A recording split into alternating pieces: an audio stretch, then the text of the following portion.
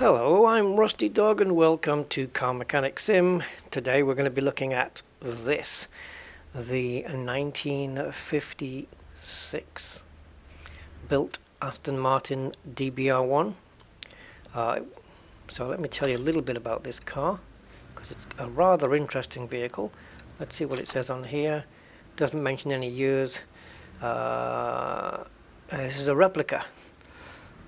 Now, I bought this car for around 800,000, I think, or maybe it was a bit less, or maybe a bit more. But yeah, it's an expensive car.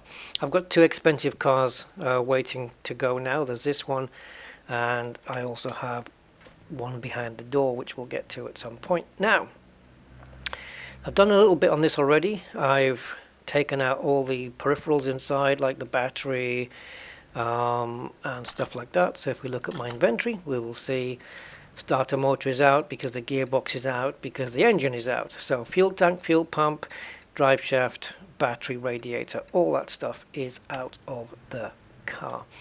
And the engine's over here. Now the engine is miniature.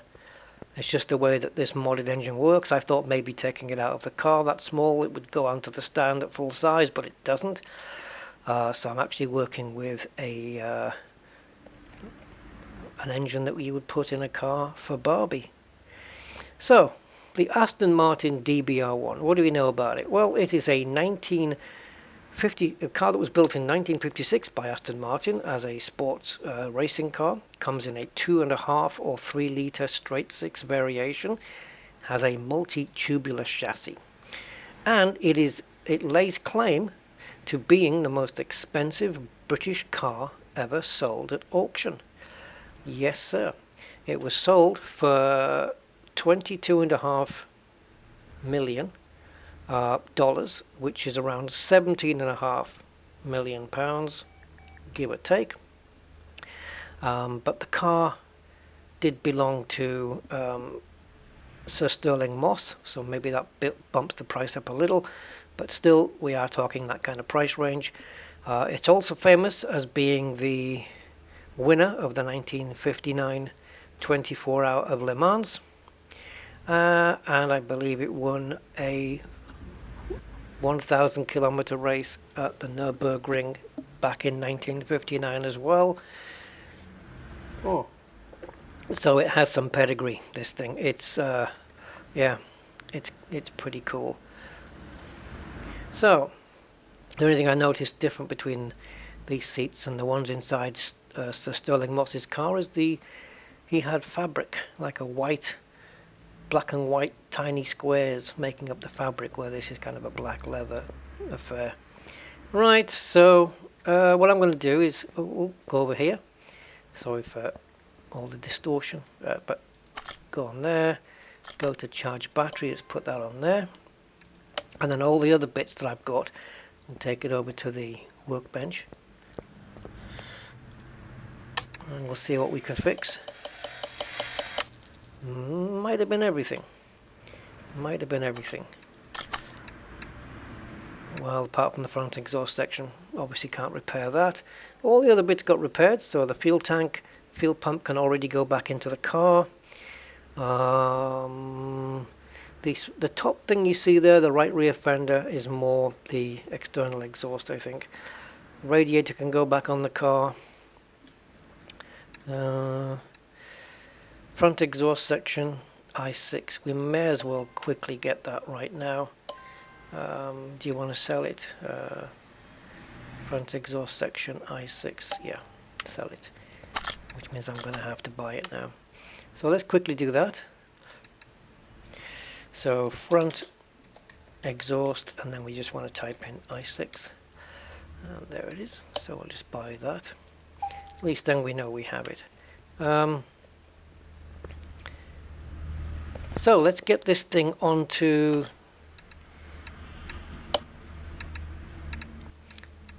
the ramp here.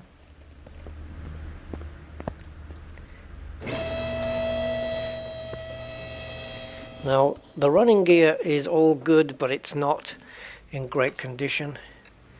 If you see from the status here, there are bits that are starting to wear out. So the grey is everything that's off the car. The question marks are things that are on the car, but the condition of them is unknown. Once we take the parts off, then we'll know. Frame and interior condition are good. So was this, I think, until global body condition. So there's bits to put on the car yet. So what I'm gonna do is I'm gonna start stripping this engine down, so that we can repair what we can repair, and then buy what we need to buy and put it all back together. The engine did come complete. I'll just zoom in there to make it a bit easier. The engine did come complete, and you know, it was it still needs fully stripping down. Now, about performance parts, I don't know. Maybe if I do that, I might be able to sell this for over $1 million. Might go for over $1 million anyway. I mean, if the original car went for auction at $17.5 million or $22.5 million, because we are dealing in dollars on this, then I don't know. I don't think I'm going to get anywhere near that price, because the one that sold for 22.5 was the real deal. This isn't. This is a replica. So it's probably going to be a fraction of the price.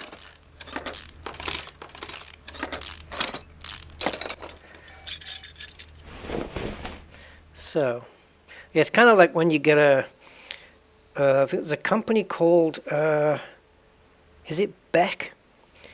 B-E-C-K, I think it's Beck, and they do a replica Porsche 550. And the original Porsche 550, I think there was only like 70 or something made. Now, don't quote me on the numbers, but it's something like that. So if you can find an original Porsche 550, expect to pay around, probably knocking on the door of around $3 million for one. But the replica, you can buy a full replica, which is very similar to the original, but it's not the original. It has a Volkswagen engine in the back, but it produces around the same power that the Porsche would have done. But you'd be paying around $40,000 for that. And it looks like the real thing. The body is all fiberglass, you know, and it's kind of cool. So having a replica sometimes isn't that bad, because at least you can drive it, right? Because if you have a car worth $3 million, you're not driving that on the road. I mean, you might drive it into the back of a truck and take it to a car show. But you're not driving it to the car show, right? I mean, you're not, seriously. Getting little stone chips as you drive into the... No. I think you'd be insane to do that. But if you had a replica that was only $40,000, which is the price of a decent road car today, I don't think you'd have too many concerns about driving that and enjoying it, and actually getting enjoyment out of it. Where with the original, it would just be sitting there gathering dust for show and bragging rights.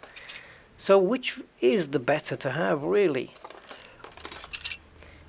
Depends. I guess it depends. If you're going to do car shows and stuff, obviously you want the original, if you can afford it. Because people at car shows, especially if it's a Porsche car show, would know straight off the bat that your car's not real. The fact that it hasn't got a Porsche engine in the back and it's got a VW engine, even though today it's the same company. But yeah, I'm droning on about a car that we're not even using here. So yeah, Aston Martin, great car, this DBR1. And if you're wondering what the DB is, some of you may know, some of you may not, some of you may not even care. But the DB is David Brown, and DBR, I think, is David Brown Racing, I would say. I think so. So Aston Martin, DB4, DB5, DB6, it's all David Brown. David Brown. Was he the founder of the company then? I think David Brown might have been the founder. Anyway, got to get the old clutchy off here, which we can do here. Get all that off. So I'm just going to try and remind myself of the stock figures of this car, because the performance of this vehicle, this Aston Martin, which was produced, as I said, in 1956 as a sports racing car, has the same kind of performance figures as my BMW, which is pretty good when you step back and think this is a 1956 car and it had, you know, those kind of figures. So we're looking around 0 to 60 in like 6 seconds, top speed estimated of 155 miles an hour. Really a nice little fast car for that age. Some of the cars of the 50s, 60s were just so nice. You know, I can think of some really good examples. Mercedes Gullwing, you know, the 300 SL. You got the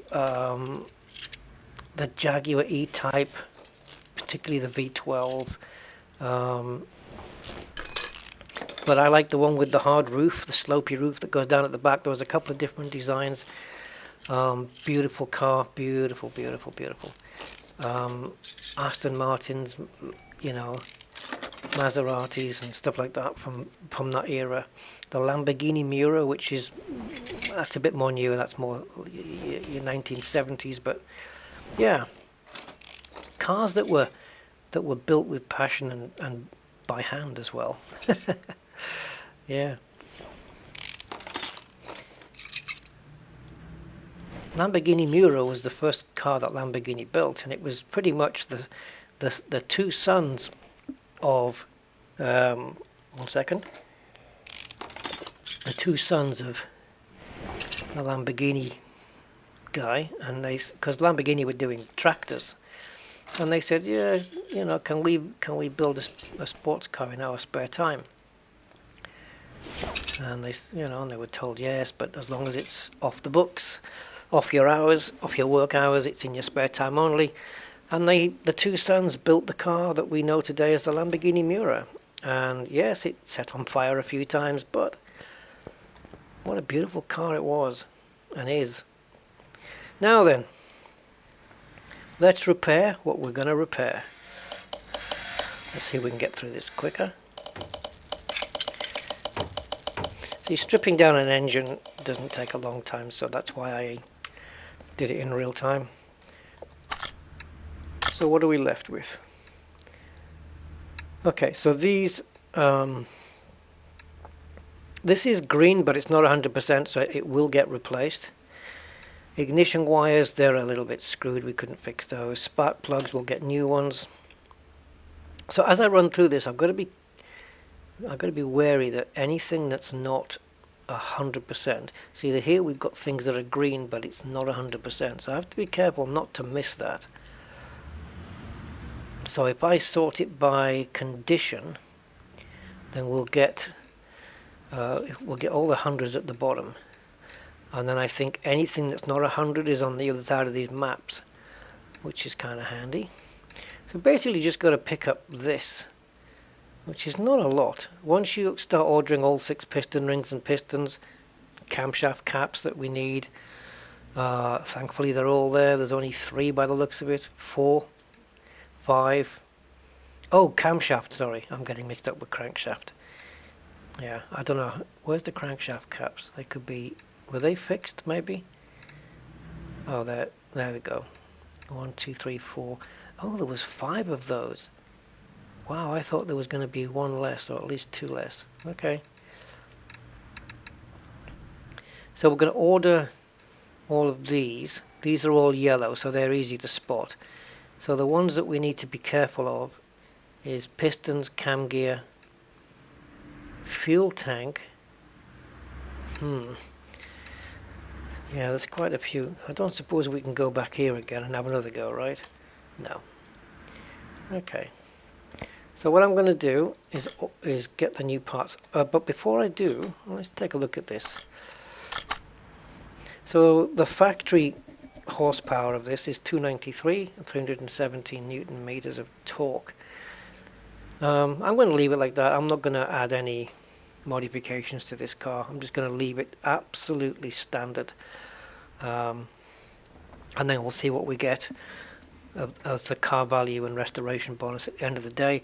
The only thing I'm going to be changing on this is the colour. It will be getting changed to British Racing Green because that's the only colour this car should be seen in. Let me just take a look at the seat options. So if I just type in seat, I'm looking for a fabricy one, but one that looks oldie-woldy fashioned. They're kind of all leathery, aren't they? Or they certainly look leathery. See, there's seat 9 fabric.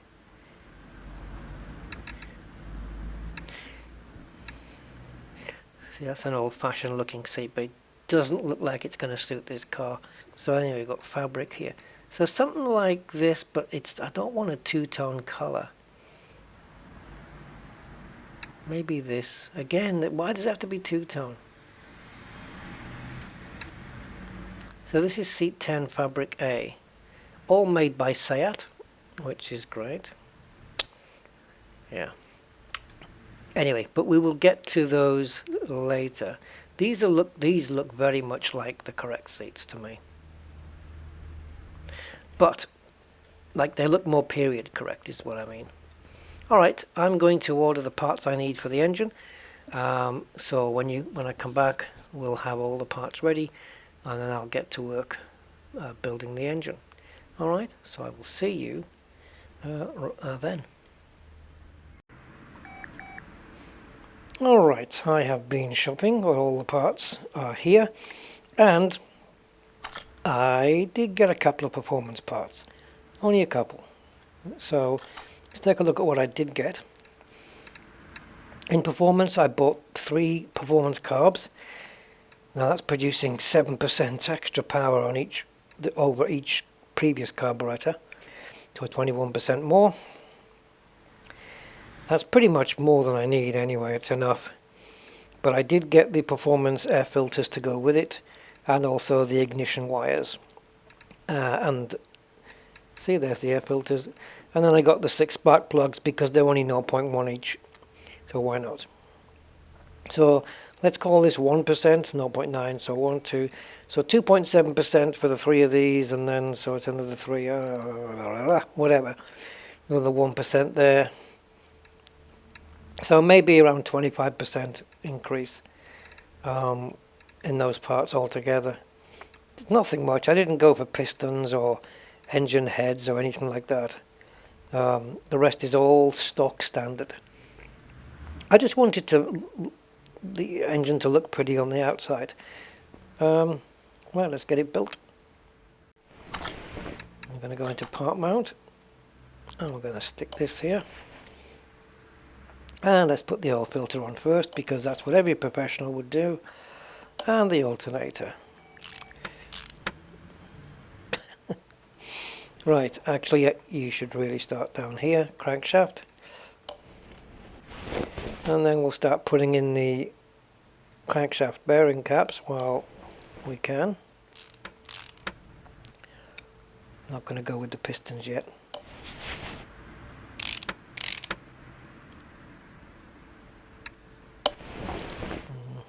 Get those in, that's 3,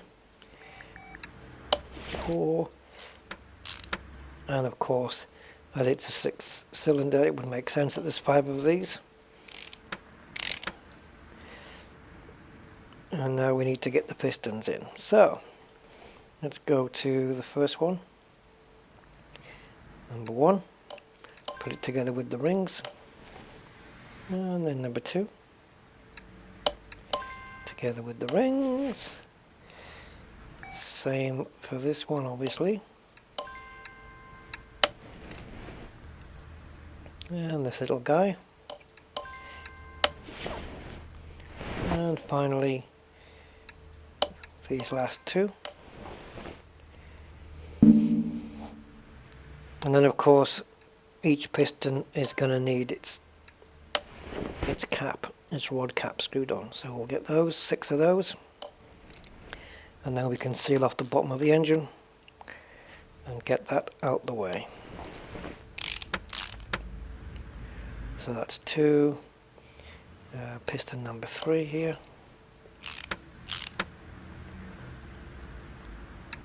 fourth one,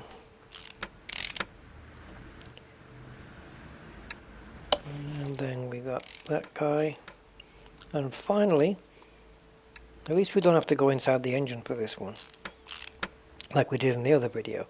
There's the oil pan.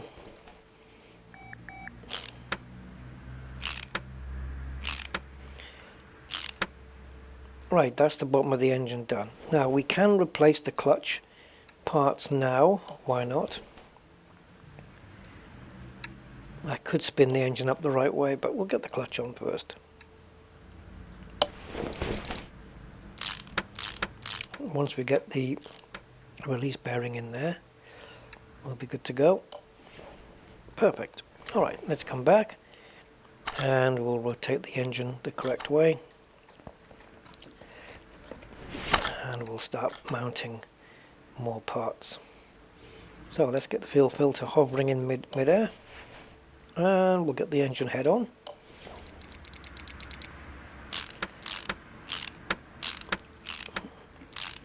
Torqued down automatically, I assume, to the correct spec, even though I'm not probably putting the bolts on in the right order, because they do actually have a specific order you tighten them down in, but not in this game.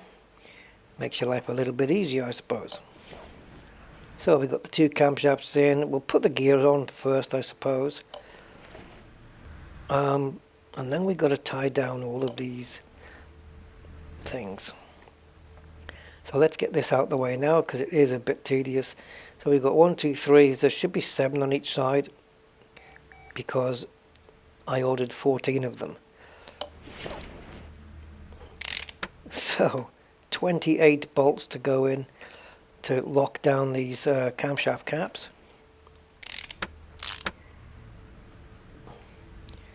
So it's a little bit of a time consumer, but that's alright.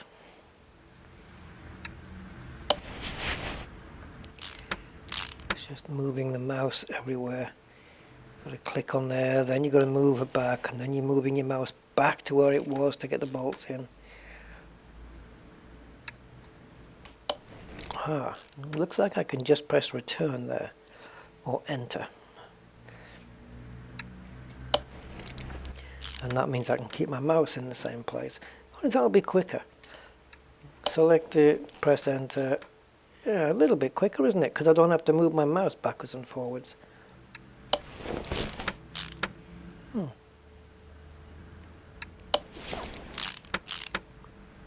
Okay, this is a little bit better. See, I've done it with the mouse there. So used to it. So highlight, press enter, bolt down. Highlight, press enter, bolt down, and that leaves one more. Highlight, press enter, bolt down. Okay, cool. Now we can get the cover back on. All ready. We could have put the spark plugs in, I suppose, but we can do it with the cover on, doesn't matter. You normally do it with the cover on anyway, but it would have let us put the spark plugs in already. But there they are. Okay, let's do the timing chain on the front here. Kind of want to get the front of it sorted out before I go back to the top. Get the water pump on. Timing chain sprocket. So timing cover needs to go on now. And that will mean the distributor can go on. and a water pump. Let's get the two pulleys on.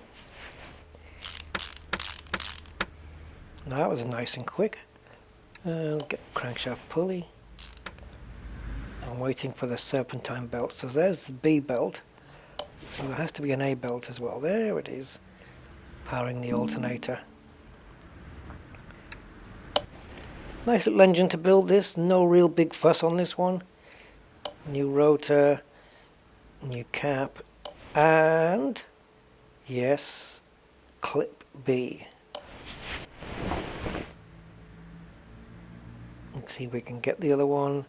There it is. Alright, excellent. So there's no wires yet because we haven't put the spark plugs in. So we can do that right now. So we have 6 performance spark plugs to go in. So let's do that. That's 1.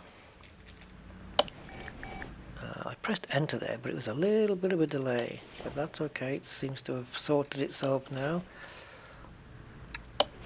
Number 4. Number 5. Alright, so now we can put these performance HT leads on. High tension leads. And now let's get the lovely performance carbs on. I don't think there's anything else around that side, so we'll get the performance carburetors on, which are going to look really, really nice. And I was questioning whether to go with any performance parts. I did want to leave it stock, but for a classic car, 1956, I probably should have left it completely factory. But the hooligan in me didn't do it. I was chasing that drag strip time. Obviously not so much, otherwise I would have gone full performance. But I don't want to make it about full performance every time, because that's really not what the car's about. Alright, what do we have left? We should have the stuff that we need to put when we put the engine in the car, and we do. Now I can put it all back together right now, and the advantage of doing that would mean getting rid of these bits out of my inventory. Now the rear right fender, I'm not sure why that's off the car, really. Whoops. I think it maybe had to come out. Ooh, not photo mode, I needed assemble. It maybe had to come out rear right fender, is that it? Yeah. Oh, maybe it wouldn't let me. I don't know, it's a body part kind of thing. So anyway, so let's get the front clamshell out, the front end out, and the engine cover off. Ah, you see, maybe the engine doesn't go on with that one. I don't know, let's see. Oh, we need to bring the cover over. Let's the crane. Right click and move it to lifter 1 or A. And now let's. Jesus, I could lift this up with one hand. Oh, we have to select the engine stand and take off the engine. Right click. And we're going to install the engine. Yeah, it's done it. Okay, so you can now move. So it's a tiny little thing in there. It's just the way mod cars work somehow. Sometimes it's just so that when they put the engine cover on, I guess it doesn't interfere. You know, the actual real engine, let's call it, doesn't interfere with the car. So if we click on the engine and right click and go into part mount, we can now stick on things like radiator and the front exhaust. That's from the lifter, the gearbox as well obviously, but the starter motor, we can't do that until we put the gearbox on, but again we may have to do that from here. Alright, so let's get the car up on the lifter and we'll put all of those bits back in. So we're going to have to select a suspension part because I can't see any engine parts. And we'll go into part mount and we're going to click this so we can zoom over to it. There we go. And we'll get the front exhaust. I haven't even gone performance on those. And now there's the headers. We can't get those in until would bring the car down. And I'm pretty sure, even though in the real world I would easily be able to put the starter motor in from here, it's got to be done from the engine bay. I could easily do it from here, no problemo. Right, there's the prop shaft, which isn't going to really fit to the car, but we'll get it on anyway. This just floats in mid-air. That's modded cars for you. Now the other thing I want to put on, if I can find it, is the fuel tank. There it is. So I'll get the fuel tank in, and then the fuel pump. Alright, so I think that's that. And now we've got to bring the car down again, because we need to start putting on the front of the exhaust and the starter motor. So we have two manifolds, I believe. One for the first 3 cylinders. This looks like bank number 2, perhaps, and then bank number 1. There we go, at the back. Or it might be, I might be the other way around, who knows. But it's bank 1 and bank 2. There we go, that's fine. And the battery will go in. I'll do that last. Even though it's ready, I'll do it last. Alright, so that's the engine in. So now,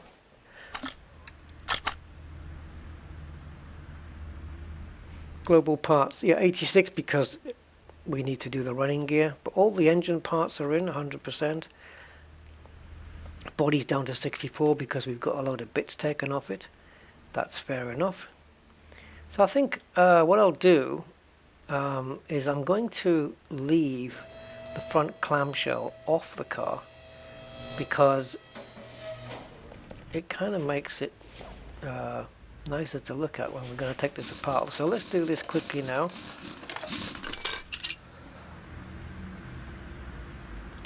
There's not much to the front really. Well, the usual. Let's get this stripped down.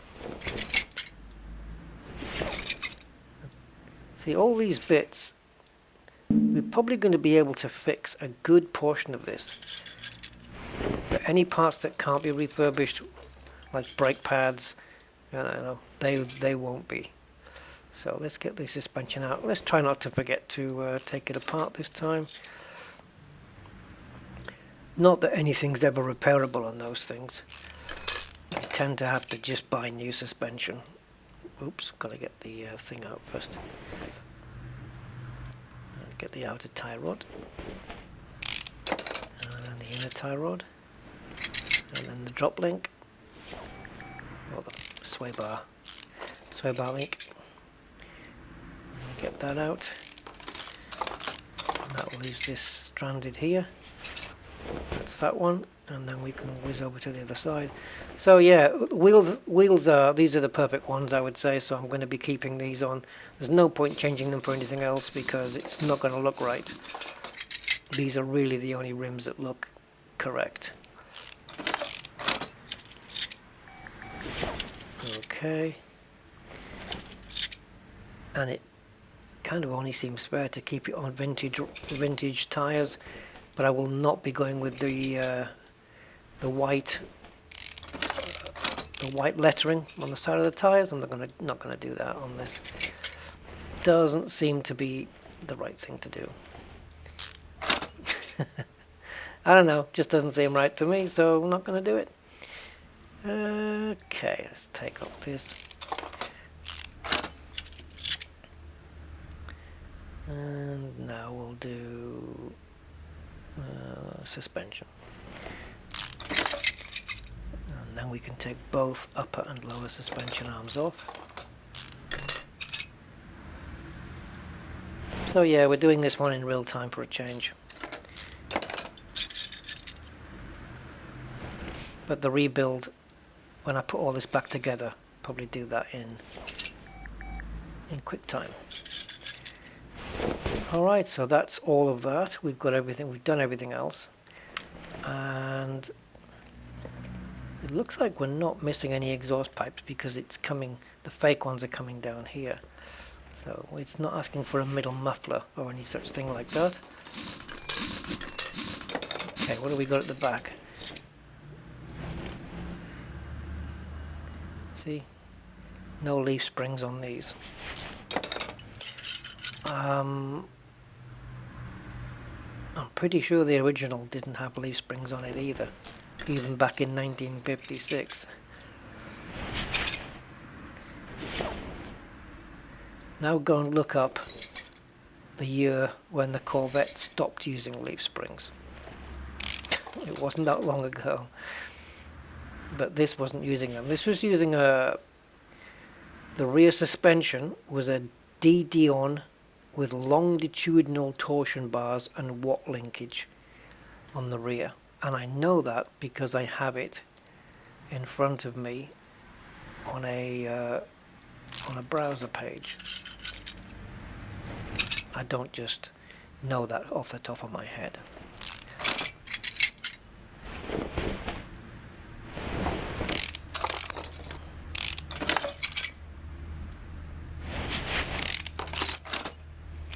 Get that out, get the knuckle housing out, knuckle head, and we'll switch this round. So yeah, this is vintage race tyre B. You can see it's got the white lettering, but although the images I'm looking at of the DBR1, the tyres don't have the white lettering on them, and quite honestly, I think they look better without.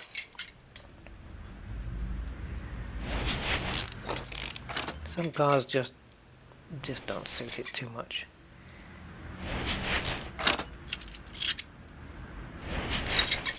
Alright, get the brake discs off. Brake discs on the rear, you notice, not drums. It's a race car. I suppose there must have been a time not too long back, I suppose, when even racing cars had front and rear drums. That must have been a little bit scary.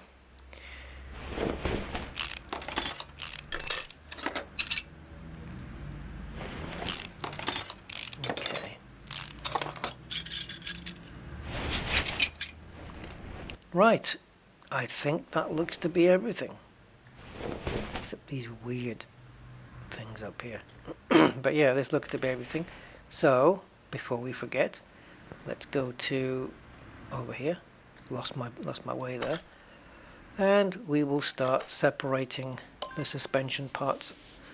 Now they're all in fairly decent condition, like I said, 70–80%, but that doesn't necessarily mean that you're going to be able to repair them, because certain parts on cars are, you know, they're consumables. Once they wear down, once they wear out, it's not a case of being able to refurbish them.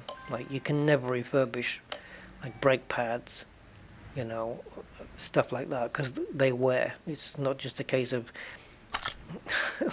like a shoe, you know, trying to stick a new sole on it. You can't just put a new bit of pad on. You can't mess with your brakes. Don't mess with your brakes. Come on, there we go. And I think we've got one more.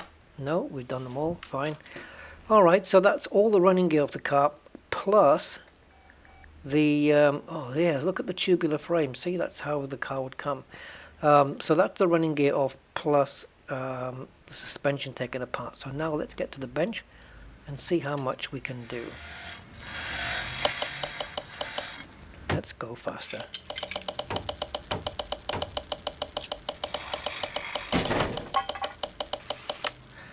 Alrighty. How much failed? Oh, I forgot to do those.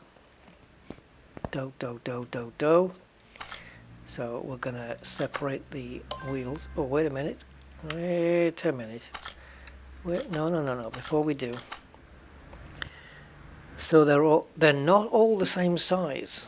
The rear ones are a centimeter wider, and the tire wall is a different size as well.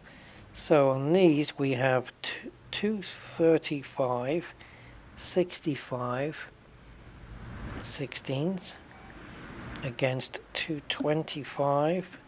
Is it 55s? Yeah, 55 16. That sounds just about right to me.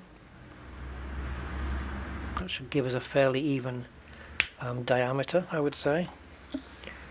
It's good to note those down though. I'm not going to stick any wider tires on or nothing like that. So let's separate this. I'm going to show you as well in the in the browser. I'm going to show you the real car once we've got these separated.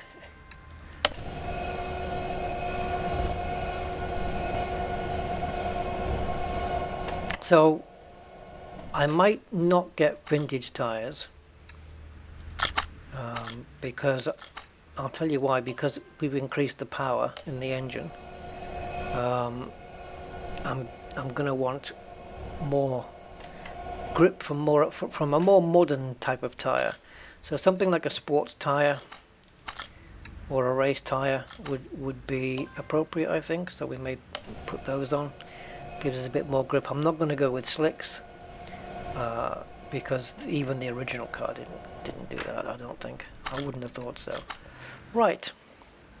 So let me just take a look at the browser, and we will get to the images of the DBR1, which I didn't type in correctly, but Google is quite clever. All right. So if we look into the car. It is an absolutely stunning piece of beauty. Look, $22.6 million. Look at this car. I mean, it's lovely. And no writing on the tires. This is how it is. It's how it's supposed to be. I think Aston Martin did build, or I don't know if it was a concept or it was a real thing where they built a newer version of this. It looked okay, but it was nothing like the original. Trust me. Like, forget it. It was like a modern version, you know.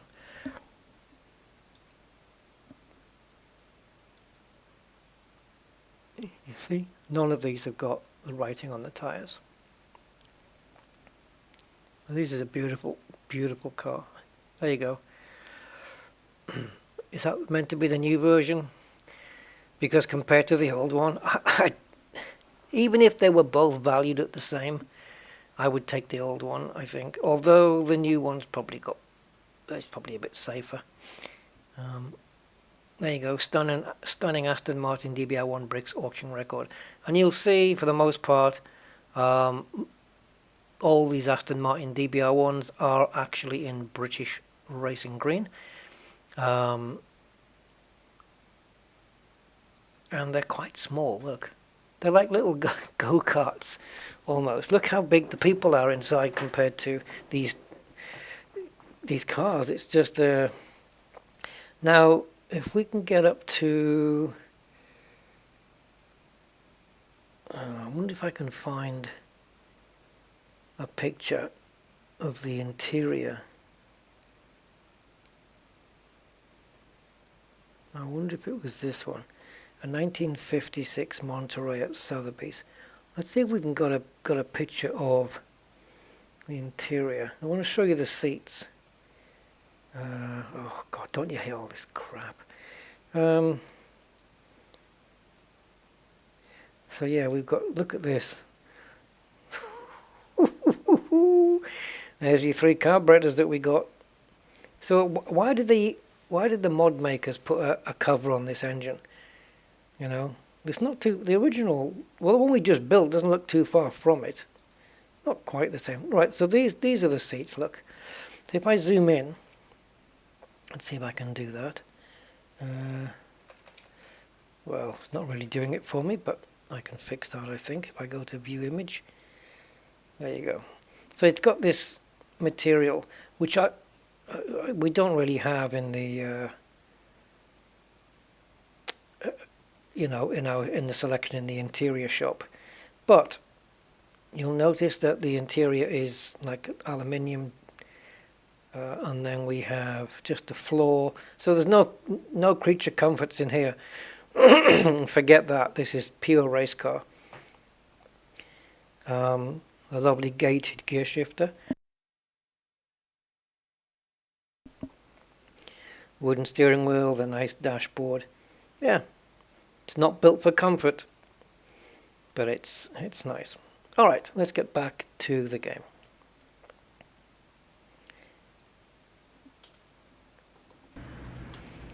Alright, so what we'll do is we'll go to the bench and see if we can fix any of the rims. First time I've done that today. Let's go up and see what we got. So the bodywork, that's all 100%, but I wouldn't be bothered about it yet anyway. Rims.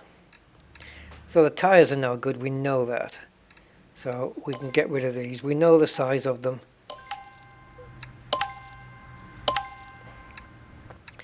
So the actual rims, oh yeah, we repaired all of those. That's cool.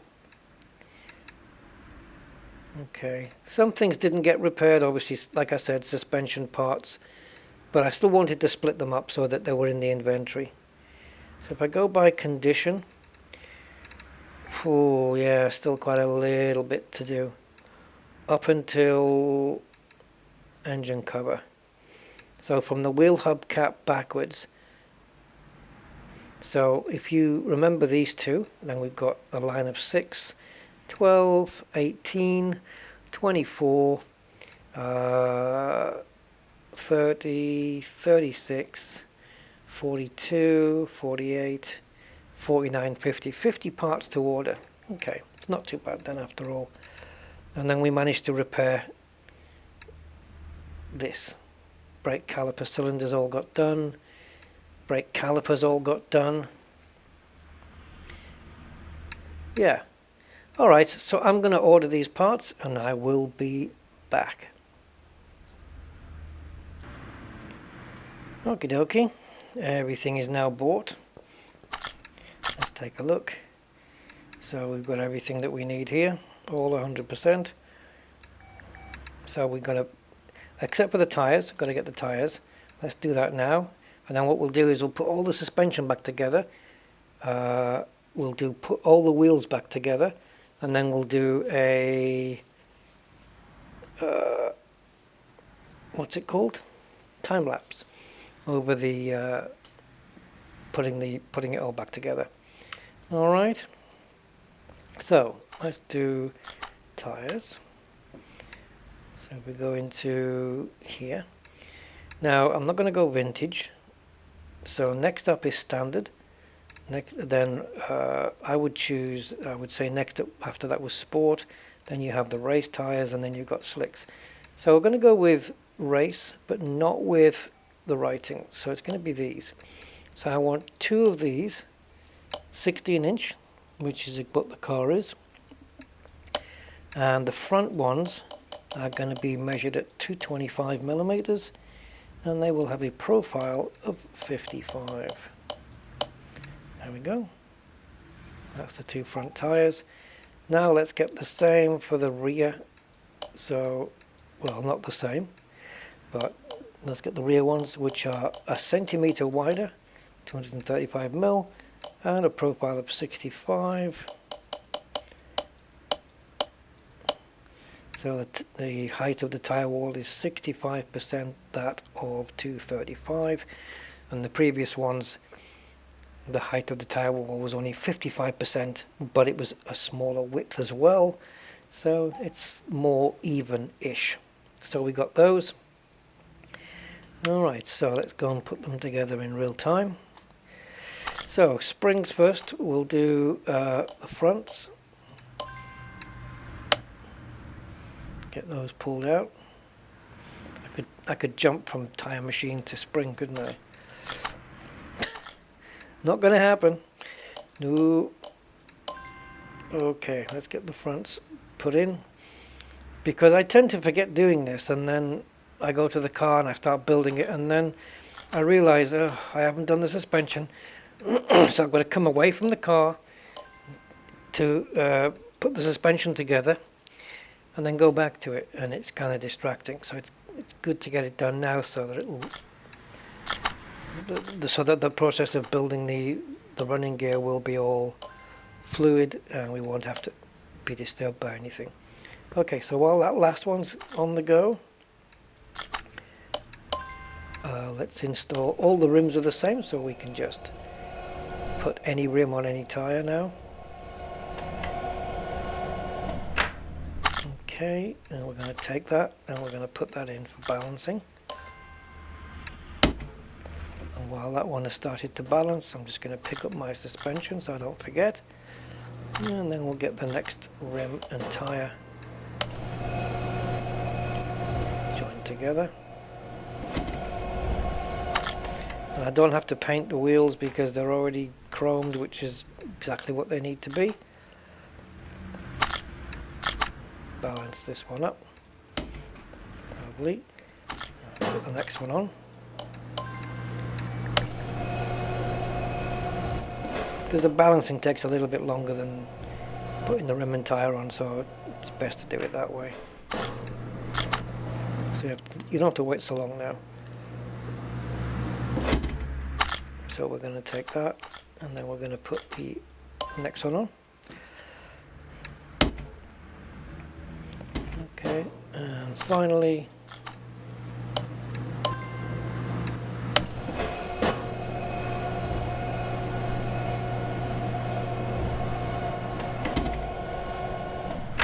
perfect timing. And we'll balance this last wheel, and that's that.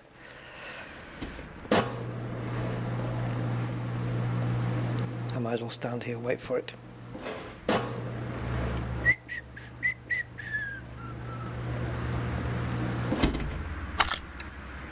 Okay, so now we have the suspension done and the wheels done, so that should show up here. There it is, 4 wheels put together in a group. You can see it by the box in the background. That box shape just shows you've got them all bundled together. Front suspension and rear suspension is done. Nice, nice, nice, nice. Okay.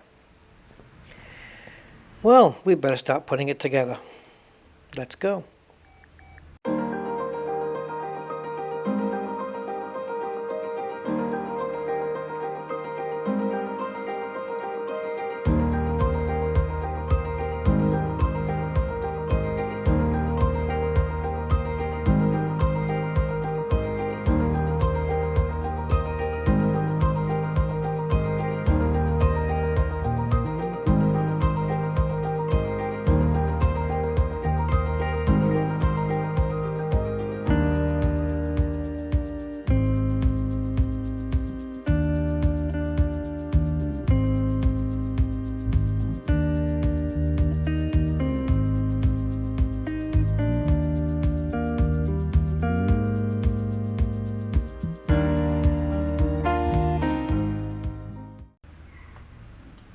Right, done.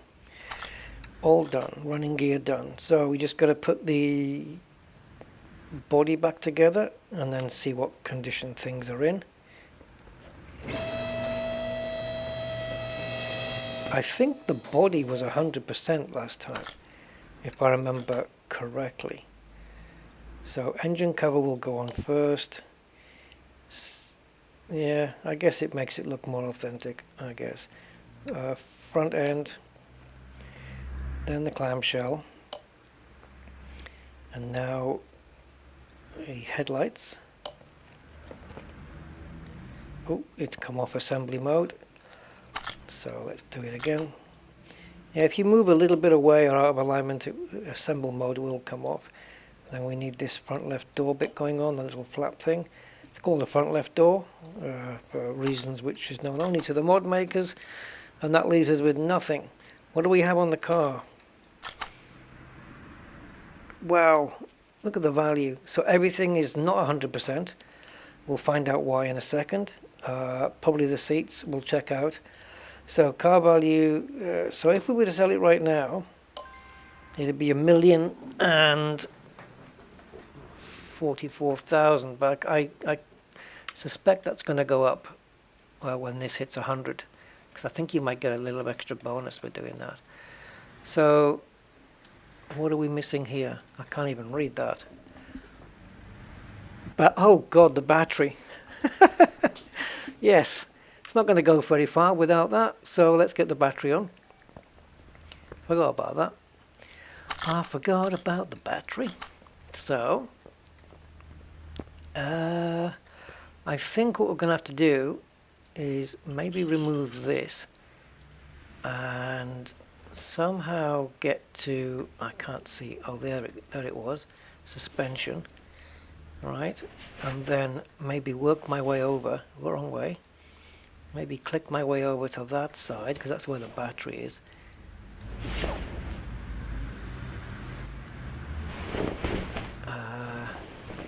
Okay, if I right click and go into part mount,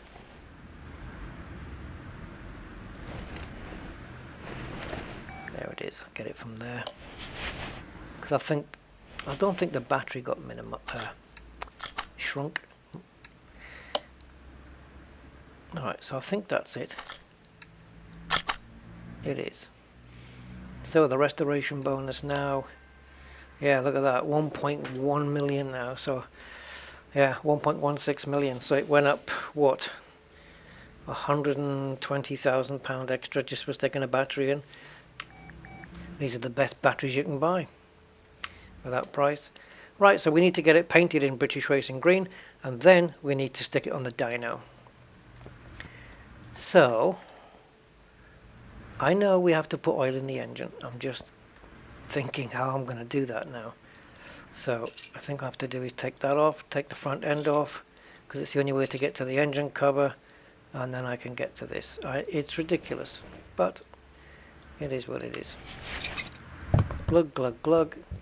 It should be full now, really, size of that engine. It's tiny.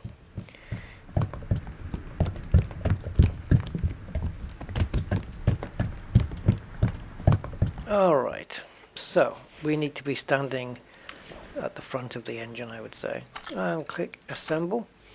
Engine cover first, followed by the front end. And the reason I'm stood at the front is so I can access both headlights from here. I don't think I can access that door, that front left door from here. Oh, it's come out of assemble mode already. Can I get it? No, rear left door. Okay, rear left door. Right, so car status, it's happy, everything is good. Going to get to the million for this, so at least I'll get back up to 15 million. So right click and what? I need to move away perhaps, I don't know. That's it, move car to the paint shop. Alright. So all we need to do is frazzle this with British Racing Green, but I'm going to use the metallic colour on this one and see where we are. Let's see if we can just do it from here, just paint. Okie dokie then. So, as far as I'm aware, the HSB values for British Racing Green is, let's do it backwards, shall we? So the brightness is 26. Okay. The saturation is going to be 98 as opposed to not 100. And the hue, which is the most important one, is 153. Went straight past it. Look at that purple. There. 153, come on. Now the metallic doesn't quite look right, and it's way too dark, man. How can it be that dark in the paint booth? It's normally brighter in the paint booth than anything, but British Racing Green is lighter than this. Let's go flat. Oh, it's too dark. Pearl looks nice. Pearl's a singer. Do do do do. I hope the values I've got for British Racing, well, it can't be RGB, otherwise it wouldn't look like this. But it's more of like this really. I don't know. 26. Okay. This is the actual value that I found on the internet for racing green. 153, 98, and 26. Okay, well, let's do it. I'm only going to do it once because you don't actually get paid any extra for painting it. So the value of the car is still now going to be worth the same as what it was before I spent another 1,000 on it.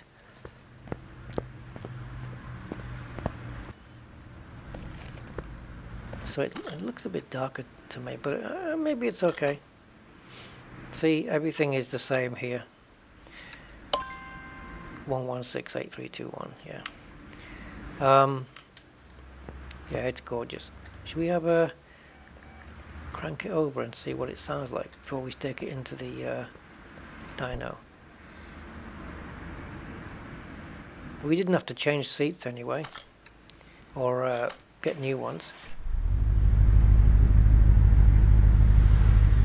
Yeah, it'd be nice to just sit and rev it up here.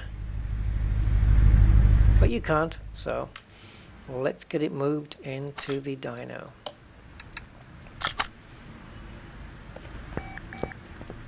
So what do we think it's going to be producing? All I've done is change the carburetors, which are going to be the biggest change, 7% each, that's 21%. Air filters are performance, spark plugs, and the ignition wires. So I'm going to guess 350 horsepower with around 400 Newton meters. So yeah, 350 and 400 is my guess.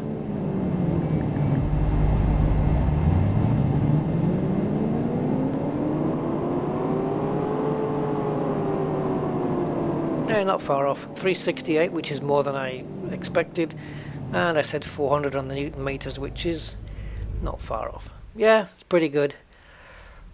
We gained what, 70 horsepower, I guess, and 70-ish roughly, and around what, 75, something like that, Newton meters. Yeah, it's pretty good. As I said, I didn't want to go too far, but I wanted it to come across looking good. These mirrors attached to where they are. Surely, if this is a Perspex, if it's a racing car, this might be Perspex, right? Or unless these side doors are Perspex and this is glass, I don't know. But this is Perspex. These wing mirrors are going to rattle around. Well, they're not wing mirrors, they're door mirrors. If it was a wing mirror, it would be on the wing, hence the name. Right, let's go to move. Oh, actually, we're not going to move, are we? We're not going to move. We're going to get in the car. Right-hand drive. Right-hand drive. It's British. Get in. Right. And now we're going to go and we're going to take it onto the speed track. I have no idea what the 0 to 60 is going to be on this. Real world, 6 seconds, 0 to 60. So let's go with 5.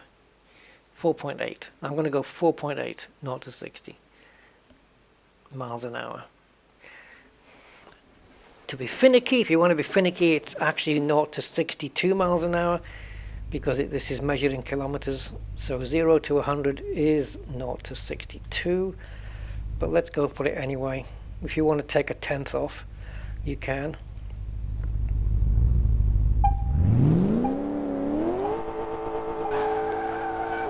Ooh, hello. Wow. 3.1, and that was too quick, and I certainly wasn't expecting that. So let's restart that. It skidded a bit too much and I got off course. Let's try and control it a bit better now. Man, 3 seconds, 0 to 60. Jeez. That's twice as quick as what it should really be doing. Is it just a 4-speed box? I can't remember. 250. Wow, 260.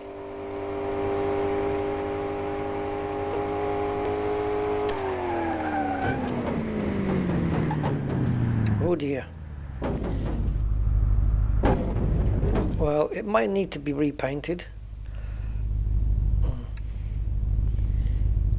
Not bad. 278 kilometers per hour. I think we got to, didn't we? It said on the top. I'll take that. That's pretty damn good. That's pretty damn quick for a 1956 car. Yeah, that's pretty bang on. Let's get loads of money now for it.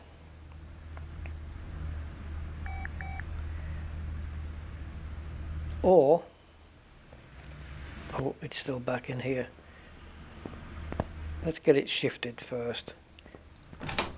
Oops, forgot which way the door opened. So let's do a move and get it to the garage entrance first. Not even had to do any valeting on it. Right click. Actually no, let's not do that. Let's get back in the car a second. And let's take it to the abandoned aeropuerto.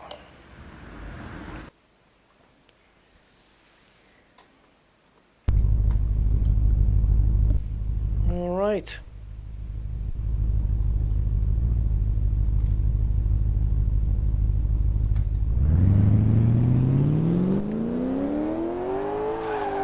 Whoa, the back end is a little bit loose. Man, it breaks traction really easy.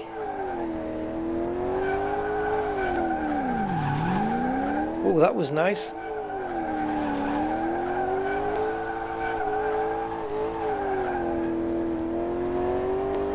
Oh, we'll never get it through here.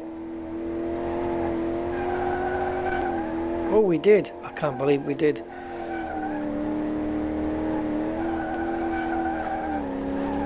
Just tap. Oops, didn't see that coming. Wasn't looking. I was just going to say, let's just tap the handbrake and see what happens. The wheel spin between first and second. Oh, trying to get it through the garage, the hanger, showing off. See, I knew that was coming, but I still couldn't control it. I thought I'll wait for the first gear to second gear wheel spin and then just use that to try and flip the car around. Didn't work at all. Didn't work at all. Whoa, see, there it is.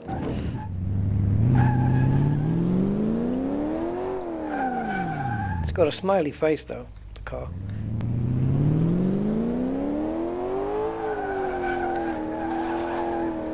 Man, it's hard to control.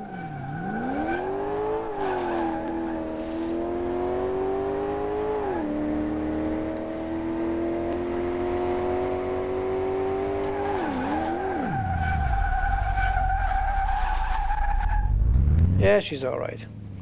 Okay, hooligan mode. Look, so look, she's got like a little smile.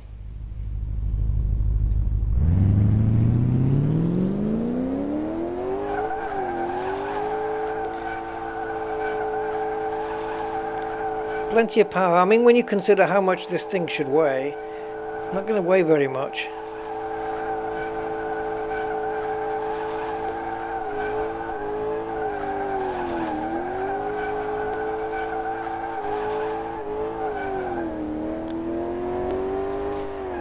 And you can see it does ring true to have the aluminium interior there, just like you would expect. The car model is actually pretty good. It's pretty good for a car model, it has to be said. The British Racing Green is I don't know, it kind of looks all right in some lights. In some lights it's a bit too dark, and in other lights it looks pretty much there. Yeah. Okay. Let's return to the garage then, and we will get this thing out the door. It's going to a private collector who's going to pay the 1.1 million. And he must know he's getting a bargain, even though it's a replica. 22 times cheaper than the original. All right. We're going to say bye-bye to it now. It's a beautiful car. Another classic that I really do like. But let's let it go. And there we go. Now then, we have a Honda Prelude which I fancy really going to town on. Performance, everything, maybe some bigger tires, bigger wheels, I mean, sorry. Because look at the gap around there. Well, just, I used to own a Prelude, but it was the model up from this one. It was the generation after this one. And I had, I think, yeah, the car came with 16-inch rims, and I put 18s on them with low profile tires, and I'm guessing this is going to be the same. It's either going to be a 15 or a 16-inch rim. So we'll go up to 18, maybe even 19, maybe get some wider tires. I don't know. We'll just go to town on this, paint it pink, and then just get it out there. Or do a chrome. We'll do a chrome wrap kind of thing on it. Right, so the other cars in my possession, guys, let me just show you. If we go to, I think parking level 1 has not changed. No. So if we go to parking, okay, we did get here in the end. So what do we have? I think this one, which is a 2020 Toyota Supra. Let me do that again. As you can see, we can stick any engine in this. It's currently running a V8 twin turbo, double overhead cam. So I don't know whether we'll go much more on that or not. I haven't decided yet. Picked it up for around 23,000, which is cheap for a 2020 car. Essentially, it's a BMW Z4 in Toyota clothing, but nevertheless, it's going to look pretty cool when we're done, I think, because it looks pretty good, brand new, so no reason why it shouldn't. That you might recognize. If you're American, you should recognize it, but it is in fact a Shelby Cobra carbon fiber kit. So it's not the genuine article, hence the price, because again, the genuine article, you're running into millions. So this is 17,976 on that one, and that'll be interesting to do. If we get the option to do the livery with the stripes on it, we will do that. That was here before, that was here before, that was here before, that one was as well. I think this is new. This is the one I picked up, the other one. That's the that's a Toyota. That one is in a BMW M5. Yeah, that one. So there's these two. This is a 1953 Fleetwood Cadillac. Look at that. Chrome and black. I think I'd probably do hours like this because I think most of the cars probably is either red or black or maybe white. I don't know. Again, cheap price. I picked it up for. But now the big one is this guy. Looks really small from here. That's the engine cover. But yeah, this is a Ferrari F40. So look at the price of this. I paid 800 and I paid 800 and less than this 1,000 for it. So if I sold this right now without even touching it, I would make a profit. I think I bought it for 806 something. So yeah, 806,000. So I would make like just under 90,000 profit. Now, the current engine on this is a V12 single overhead cam twin turbo, which is from the Pagani Huayra, hence Ferrari with a V12 Huayra engine in it. Now that's not right. The actual Ferrari F40 does have a V8, so I'm going to be looking at putting a V8 into it, even if it means less horsepower. I don't believe the Ferrari F40 is producing these numbers, but we'll probably go with a V8 double overhead cam supercharged. Out of these two, I think the supercharged is the more powerful, so we'll go with that one. We'll see. I may go with the AXK if it's normally aspirated. But yeah, I don't fancy putting a Huayra engine into a Ferrari, even though it currently has one. I'll just take the one that's in there out and just scrap it. So yeah, Ferrari, and yeah, we'll be painting this in Ferrari red, which I plan to do with this one as well. This is a Ferrari 812 Superfast. Might do it in Rosso Corsa red, or might do it in that darker Ferrari red, which I don't know the name of, and one day I will remember and find out. Yeah, so that's all to come. Right now is the Honda Prelude 4th generation that's in the workshop. All these cars are waiting to be done, and I think before I started buying any of these, was it 15 or 16 million I had? I think I had 16 million. Well, I'm going to make $1 million just on this car alone. So that's that one. So then there's all of these, you know, including, which was the other pricey one? It wasn't that one, that was a replica. Oh no, I think it might just be the F40. Yeah. I'm really interested to get this one sorted, because it's Toyota Celica, or Celica, however you want to pronounce that, from 1974. In Diarrhea Brown. We're going to be changing that colour, obviously. Okay, so we will see what happens in the future. I think the Honda Prelude is going to be the next one. And then there's another Honda Prelude up on the next level somewhere. So until then, guys, thank you for watching. Hope you enjoyed this one, and I'll catch you next time. Bye for now.